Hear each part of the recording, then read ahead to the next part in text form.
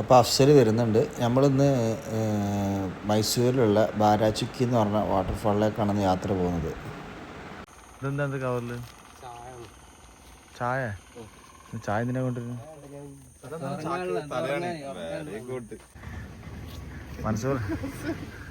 മൻസൂർ തലക്കാനുണ്ട്. എന്താണ് ഒരാള് സൈഡായി സ്റ്റാറിങ് അവന്റെ കയ്യിൽ കിട്ടിയ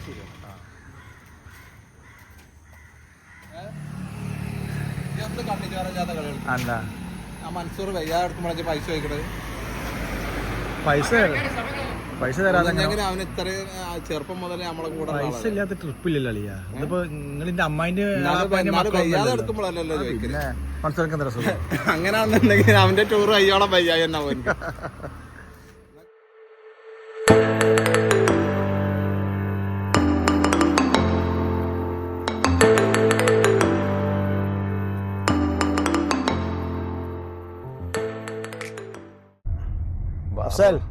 ഹായ്, നമ്മളെടുക്ക പോണ്?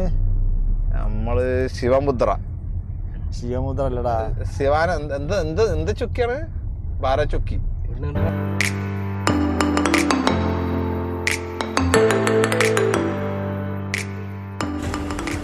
ഏതായാലും പോണ വഴി ഒരു ചായ കുടിക്കാന്ന് വെച്ച് ഇറങ്ങിയതാണ് അല്ലേ? ചായ കുടിക്കാൻ പറ്റുന്ന കോഫി ഷോപ്പ് കണ്ടില്ലേ? ചെറിയ ചെറിയ ഇതിലൊന്നും കേറൂല ഞങ്ങള്.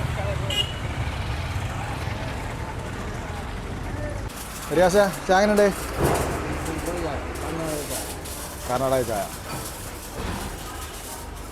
അടുത്ത ടൂറിലാണ് ഇത്. പുതിയ മെമ്പറാണ് നമ്മള്. ഒരാളെ കയറ്റി വിടുമ്പോ അടുത്ത ആളെ ഇറക്കും.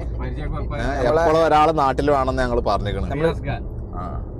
ഇത് റിയാസ്, ഇത് നമ്മളെ മൻസൂർ ഡ്രൈവർ. അവന്റെ ഡ്രൈവിംഗ് സ്കില്ല് കാരണം ഇപ്പൊ എല്ലാരും ഛർദിച്ച് കേറിയിട്ടുള്ളൂ.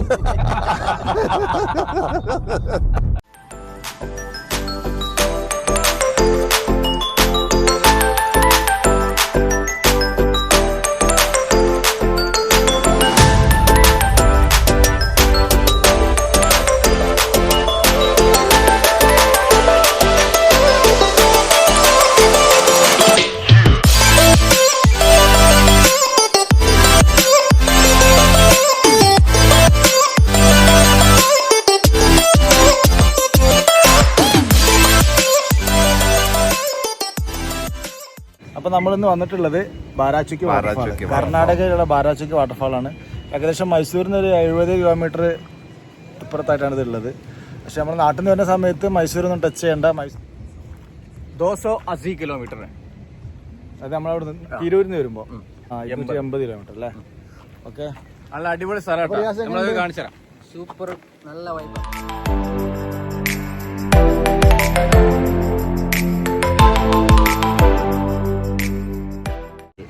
നമ്മൾ അവിടുന്ന് വരുന്ന സമയത്ത് മൈസൂർ ടൗൺ ടച്ച് ചെയ്യേണ്ട ആവശ്യമില്ല. ആ കുണ്ടൽപേട്ട ജംഗ്ഷൻ എത്തിക്കഴിഞ്ഞാൽ അവിടുന്ന് റൈറ്റിലേക്ക് തിരിഞ്ഞിട്ട് പിന്നെ ഒന്നുമില്ല, അടിപൊളി റോഡാണ്. പിന്നെ ഈ സ്ഥലം എത്തണ വരെ എത്താനായി കഴിഞ്ഞാൽ ഒരു 4-3 കിലോമീറ്റർ ദൂരം എത്തിക്കഴിഞ്ഞാൽ റോഡ് കുറച്ച് മോശമാണ്. പക്ഷെ അടിപൊളി സ്ഥലമാണ്, കൂടുതൽ ആളുകളൊന്നുമില്ല. ശിവസമുദ്ര വില്ലേജാണ്. അതിൽ ബാരാചുക്കി വാട്ടർഫാൾ.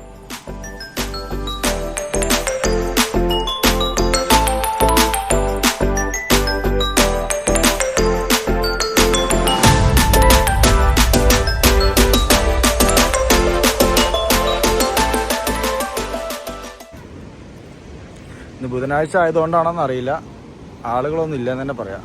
തീരെ ആളുകളില്ല. റിയാസ് എന്താ പറഞ്ഞത്? അല്ല, ഈ വെള്ളങ്ങളെ മറ്റുള്ള എല്ലാ പുഴയൊന്നും കൂടിയിട്ട് പിന്നെ ഇങ്ങോട്ട് കല്ലുമ്മ കൂടെ ഒലിച്ചിങ്ങോട്ട് വരുന്ന വെള്ളമല്ലേ. അപ്പൊ ഇവിടെ എത്തുമ്പോൾ നല്ല ഫിൽറ്റർ വെള്ളം. അതെന്തുകൊണ്ടാണ് അങ്ങനെ പറയാൻ കാരണം? ഇപ്പൊ നമ്മള് കിണറ്റിലൊക്കെ നെറ്റിലൊക്കെ ഇടുന്നേ. അപ്പൊ നെറ്റിലിടുന്ന വെള്ളം ക്ലിയർ ആവും. അതേപോലെയാണ് ആ വെള്ളങ്ങളൊക്കെ ഒലിച്ച് കൂടിയിട്ട് കല്ലിന്റെ ഇടയിൽ കൂടെ പറമ്പിൽ കൂടെ ഒലിച്ച് വരുമ്പോൾ താഴത്തെത്തുമ്പോൾ ഈ വെള്ളം നല്ല ക്ലിയറായി മിനറൽ വാട്ടർമാര് നല്ല ക്ലിയറായി.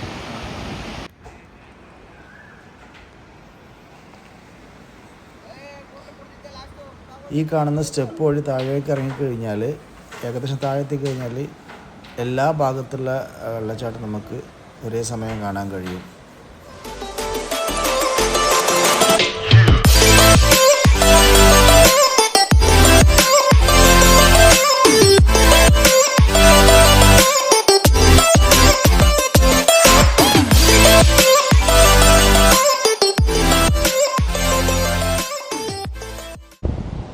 താഴേക്ക് പോകുന്ന വഴി അങ്ങോട്ട് പോകാതിരിക്കാൻ വേണ്ടിയിട്ട് ഇപ്പം ഗേറ്റ് വെച്ച് അടച്ചിട്ടുണ്ട്.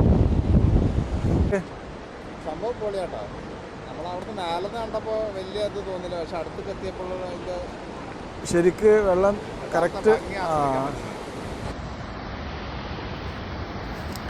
ശരിക്കും നമ്മൾ ക്യാമറയിലൂടെ കാണുമ്പോൾ അത്ര ഒരു ഭംഗിയ ഫീലിംഗ് വരുന്നില്ല കേട്ടോ. പക്ഷെ നേരിട്ട് കാണുമ്പോഴാണ് അടിപൊളി സംഭവം. പല ഭാഗത്തു നിന്നും ഇങ്ങനെ വെള്ളം ഒഴുകി വന്നുകൊണ്ടിരിക്കുക. ഈ ഓഗസ്റ്റ്, സെപ്റ്റംബർ, ഒക്ടോബർ മാസത്തിലാണ് ഇവിടേക്ക് കൂടുതലായിട്ട് ആളുകൾ എത്തിപ്പെടുന്നതെന്ന് പറയുന്നത്. ആ സമയത്താണ് അത്യാവശ്യം വെള്ളം ഉണ്ടാവാറ്.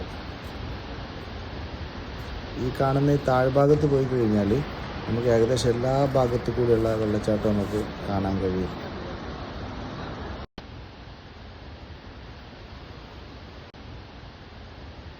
ബാരാചുക്കി ദർഗ ഉണ്ട്.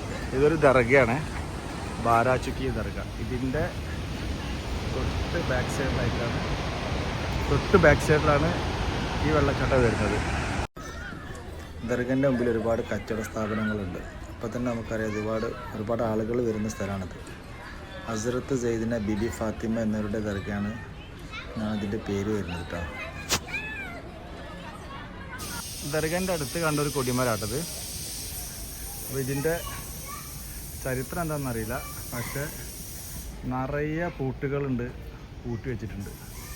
ഇത് എന്തിനാണ് ഇതിങ്ങനെ ചെയ്തിട്ടുള്ളത് അറിയില്ല. ഏതെങ്കിലും ആരോടെങ്കിലും ചോദിച്ചറിയാൻ പറ്റുമോ നോക്കട്ടെ. ദർഗൻ്റെ അടുത്തുള്ള നിസ്കാരപ്പള്ളിയാണ്.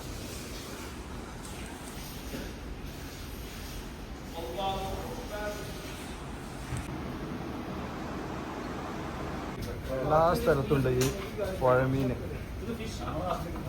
മിക്ക സ്ഥലങ്ങളിൽ ഇത് പറ്റിയിട്ടുണ്ട് സാർ.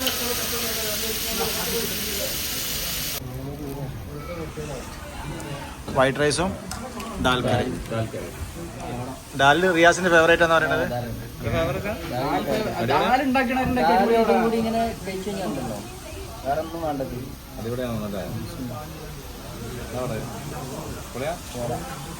നല്ല ഫിഷ് ഫ്രൈ വന്നിട്ടുണ്ട്. ഇനി ഫിഷ് ഫ്രൈ കഴിച്ചോട്ടെ. ദാല് അത്ര പോരാന്നാണ് റിയാസിന്റെ അഭിപ്രായം.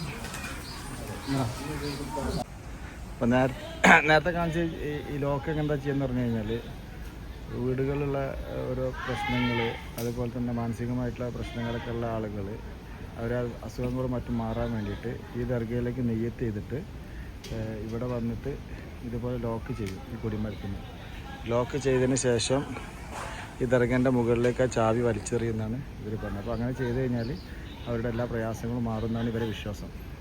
അതാണ് ഈ ലോക്ക് ഇങ്ങനെ ചെയ്യുന്നതിൻ്റെ ഉദ്ദേശം എന്നാണ് അവർ പറഞ്ഞത്. ദർഗൻ്റെ അകത്തേക്ക് ക്യാമറ കയറ്റില്ല. പുറത്തുനിന്ന് വീഡിയോസ് എടുക്കണമെന്ന് കുഴപ്പമൊന്നുമില്ല.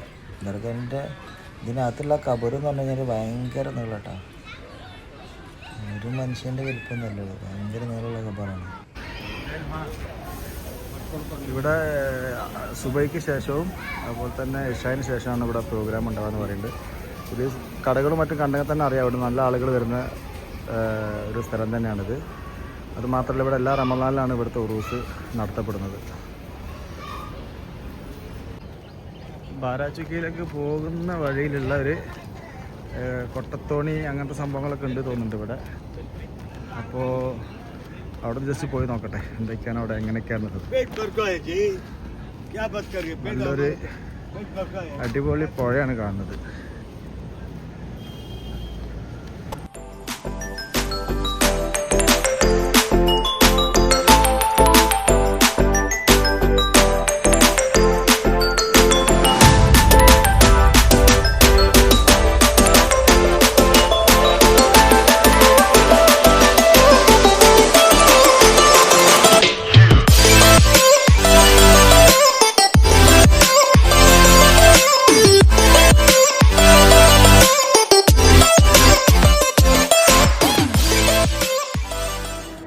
ഏതായാലും പ്ലാനിങ് ഒന്നും ഇല്ലാതെ ഞങ്ങൾ ഇറങ്ങിയതായിരുന്നു. ഏതായാലും വെള്ളച്ചാട്ടം കാര്യങ്ങളൊക്കെ ഒരു കാണാത്ത സ്ഥലം കണ്ട് നല്ല അടിപൊളി വെള്ളച്ചാട്ടമായിരുന്നു.